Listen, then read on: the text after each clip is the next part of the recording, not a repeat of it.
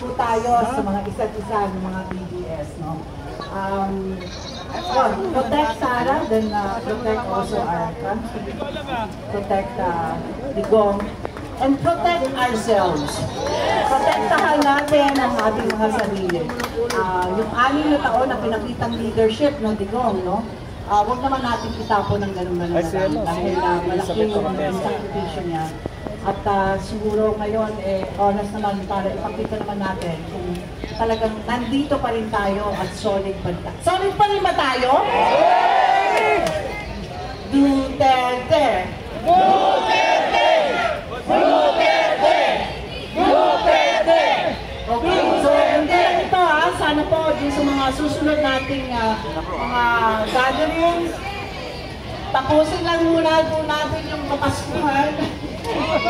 At magkikita rin po tayo. Okay. Sino pa?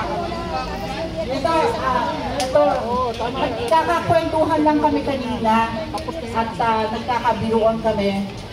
At meron daw silang itatag yung isang organisasyon na ang tawag sa kanila ay mali. Sabi ko tawag sa Charlotte Convenor lang ay mali. Ayan. Ito. Okay.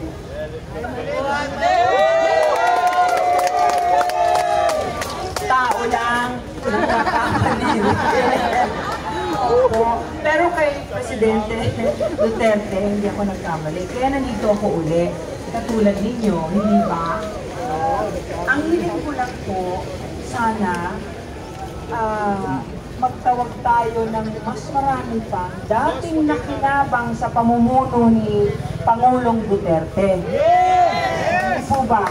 Kasi hindi lang naman kami, kayo, napakaraming nakinabang ng Pangulo ang ating Tatay Digong, lalo na ng panahon ng pandemya at lalo na yung mga tungkol sa drug-related incidents at saka mga addict, naging baluat at nakakauwi na po ng gabi ang mga babae at mga kabataan na hindi natatakot. Ibalik sana natin yun.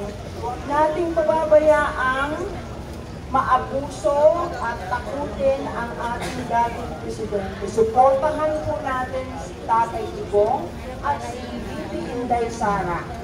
Duterte! Duterte! Duterte! Forever. Nagkamali ako, sorry.